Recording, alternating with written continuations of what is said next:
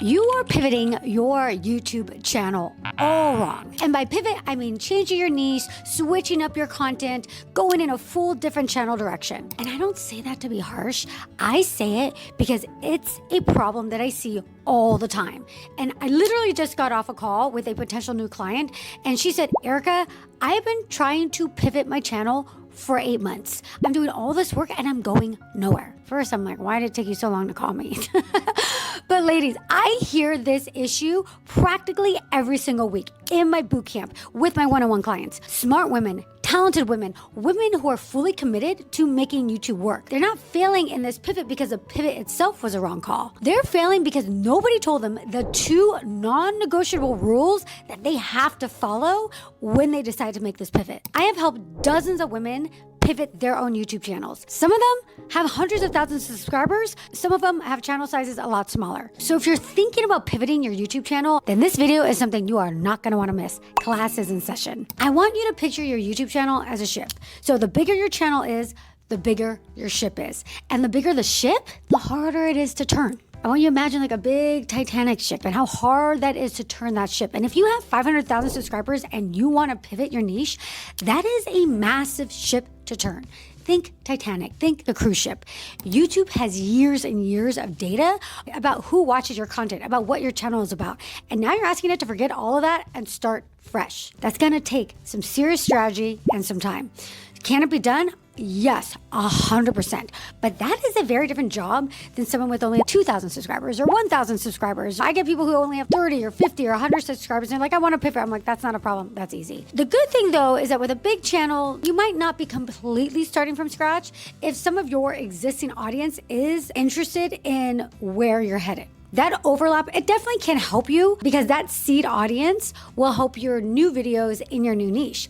But if there's absolutely zero overlap in the channel that you have and the one that you want to have, if your old audience and your new audience have nothing in common, I want you to be honest with yourself. Essentially, you're starting over. You just have your subscriber count there. And here's the thing, the subscriber count matters. I want to be really clear about that. It matters in a vanity sense. Does it matter for a strategy sense? If you have 500,000 subscribers and none of those people are interested in your new content? No, it doesn't play a part there. But I get it. It's hard to get 50,000 subscribers, 100,000 subscribers, 20,000 subscribers. And that number builds trust really fast. When people see that, there's credibility to that. It's hard to let go of. And that is why most people, they want to stay on the existing channel that they have when they make a pivot. When you put out a new video, YouTube does put a lot of weight onto the behavior of your quote unquote regular viewers. And regular viewers are generally people that have watched a lot of your content in the recent past. They don't necessarily have to be subscribed, but subscribers are a big part of that bucket. And those people are your first test group. If they click, great, then YouTube pushes that content out to more and more people. If they don't click, YouTube takes that as a sign. It's looking at the behavior of your audience. It pulls back. It'll slow down and eventually stop showing your video to new people. A large subscriber base that is not interested in your new content, they are working against you, even if they're just sitting there doing nothing. And that is exactly why these 2 rules I'm gonna share with you matter so much. This rule is the one that most people are breaking without them even knowing it. I want you to go look at your channel right now. Find the videos that are still getting views. There's a column there that tells you that within the last 48 hours, these are the videos that are getting you the most views. For each of those videos that are getting views over the last 48 hours, I want you to ask yourself this one question. Are the people watching this video the same people that I am trying to attract with my new content? If the answer is yes, then leave that video up. The video is still doing its job. It's bringing in the right people and working in your favor as you turn this ship and make the channel pivot. But if the answer is no, if those viewers of those videos have nothing to do with where you're going, then you need to enlist that video and you need to do that ASAP. I know it feels scary. I know it feels like you're throwing something away when you're unlisting videos that you worked so hard on, but I need you to really hear what I'm about to say because this is one of the biggest mistakes I see creators make when they're trying to pivot. And it is silently killing their chances of a successful channel pivot. We said that your channel is like a ship. You're trying to turn that ship in the new direction. But when you leave your old videos up that are still getting views in your old niche, It's like having a hole in that ship. Water slowly leaking into the boat, weighing the boat down, making the ship slower and harder to turn. And the bigger the hole, the harder it gets to turn the ship. Those videos that are not in your new niche, that are attracting an audience that you don't necessarily want to continue attracting, are the hole.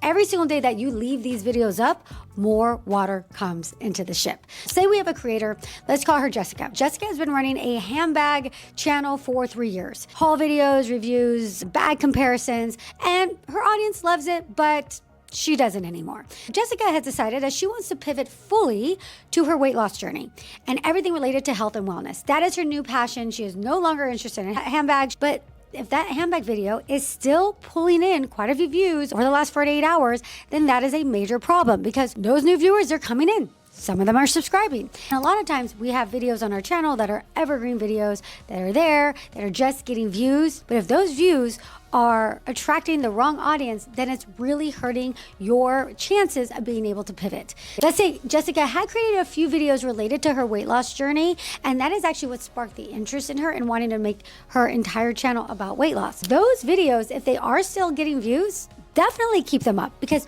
those videos are attracting the people that she wants. Here's the bottom line, and this is the main rule.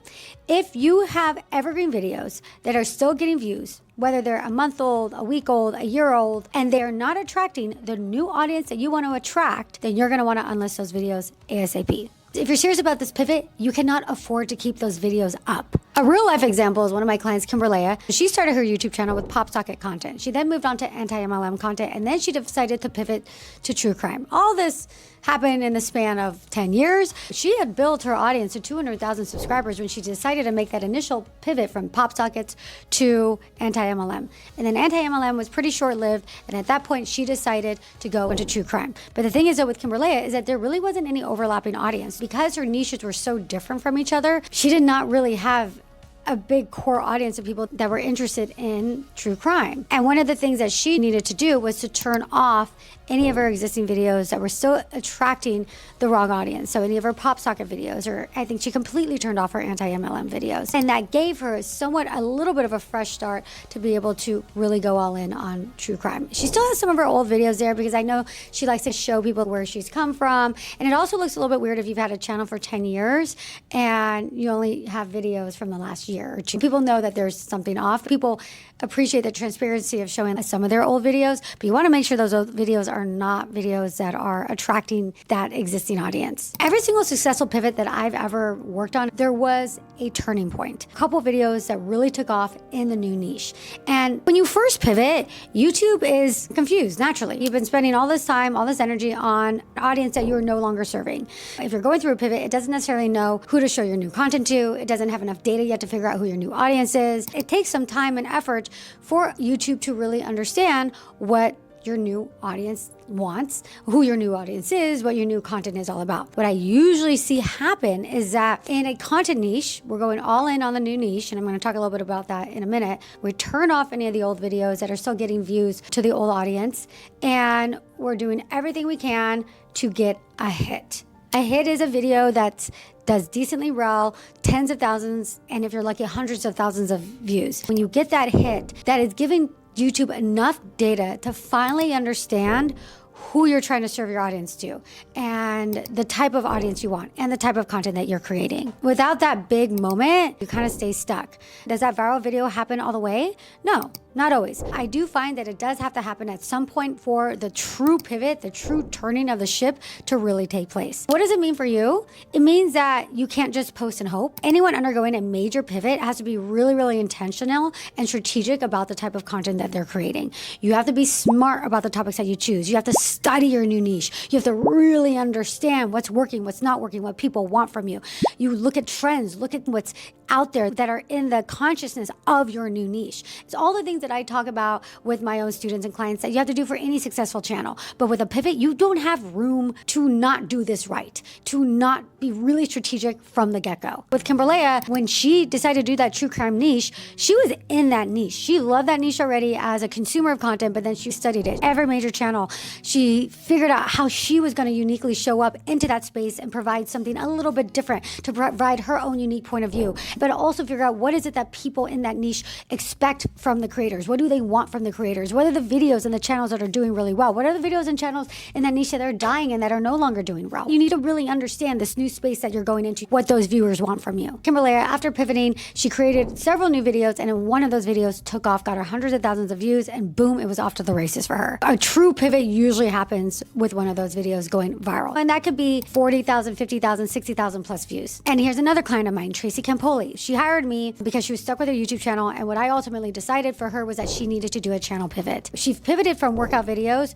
to anti-aging and wellness for women over 50. Early on in that pivot, her and I were working really closely together, and we did get a hit. We got a video that now has, I think, over 1.5 million views. Was there some luck involved? Yes. Did she have me as her guide and a strategist? Yes, that obviously helped her. We were very intentional with the types of videos that we were creating. She did have some overlap, whereas Kimberlea didn't really have any overlap. Tracy did have some overlap because she was already appealing to women over 40 when it came to fitness and wellness. But the video that really took off for her was a beauty video, a makeup video, which is now a really strong content pillars of hers right now. But her main theme is wellness and anti-aging for women over 50. It was that viral video and several others after that that really shifted everything for her channel, and boom, that ship turned. Caitlin Pulaski, another client of mine, I successfully helped her pivot. She had a couple videos that went viral, did really, really well, and that is what really helped that momentum of getting her front of that new niche. Your goal with your new niche is to get some kind of viral video as soon as you can.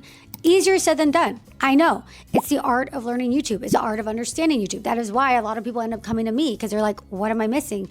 What's going on? And that's where we really work through, okay, let's work on this new niche. What do you have to bring that's different? How can your delivery be more exciting, more interesting, more engaging? All these little things that add up. The video topics play a big part in it. You have to be extremely strategic. It can be a difficult feat to pivot an existing channel, but it happens. And I have had it happen many, many times with my clients. Here's rule number 2. This is one that people actually think that they're doing, but they're really not. You have to go all in, guys, completely. No going back. No testing it, no 1 foot in, 1 foot out. And a lot of people love to do that. I'm just gonna test this new niche and see how I like it or see how my audience likes it. Okay, fair enough. You can test it and see how you like it, see how you enjoy it. But it's not going to help you grow in that new niche. The only reason why testing it is going to help you is for you to really experience what it's like to creating content in that new niche and know you definitely want to do it. But if you've decided, I definitely want to do this new niche, then you have to go all in. And by all in, not dabbling back and forth, not going back to your old niche, not doing it for 2 or 3 months and be like, oh, I'm still not getting the views. I'm just going to go back because I know what works on my channel. No, that's not going to work. And that is, I'm telling you what happens all the time. A lot of people that pivot, they're used to getting a certain number of views. And when they don't get those views anymore, then they freak out and they go back to what was working. And then that pivot can never really happen. They maybe go back to what's working, but still sprinkle in elements of the new niche. And it's just a total mess. You have to have a clean break. And you have to say, no, that's it. I'm moving on. When you go all in, your views are going to drop. And they will drop a lot, especially if you have a mid to large size channel. And you have to be okay with the views dropping. It can be scary. It can be not fun. A lot of people think they did something wrong. This isn't the right move. But essentially, you're starting over. And you're not starting over with your skills and abilities. So you have an advantage there if you're somebody who's been creating content for some time. But you have to be okay with the lower views. And you have to really take stock into, okay, even if I'm getting lower views, do I really want to go back to what I was doing before? A lot of people, what happens is they miss the success that they were used to seeing, or at least the better views that they were seeing before. And they miss that feeling and often forget the feeling that they had creating the content that they didn't like. Right now in this new niche, they're not experiencing the feeling of success that they were feeling before. They're like, oh my God, I want that again, I want that again. So they then go back to what worked and they revert back to that. Oftentimes, 6 months later, 3 months later, whatever it is, they're sick of doing that content again. And okay, finally, I'm done. I'm fully done. And that's what happened to one of my clients, Caitlin. She waffled a little bit back and forth. At some point, she was, I'm fully done with this old niche. I'm no longer doing it anymore. There's a lot of psychology around it too. If you're truly, truly going to pivot, you need to feel it in your body and soul and know that even if you don't get the same number of views, you're gonna see it through until you do, even if it takes more than a year. But to shorten that period of time for the pivot is creating more videos. If you're only uploading once a week, it's gonna take you a little bit longer than somebody that's uploading 2 or 3 times a week. And same thing, if you're uploading once a week, but then you're also uploading videos in your old niche, you're kind of going back and forth and you're really working against yourself. When you're making a niche pivot, don't go back and forth. And if anything, double down on the new niche and try and upload at least 2 videos a week if you can, because you're really undoing all the existing data and work that you've been doing for so long in that other niche. 1 video every other week in your new niche while you're still posting old content, you're never gonna make that turn. YouTube rewards being known for something.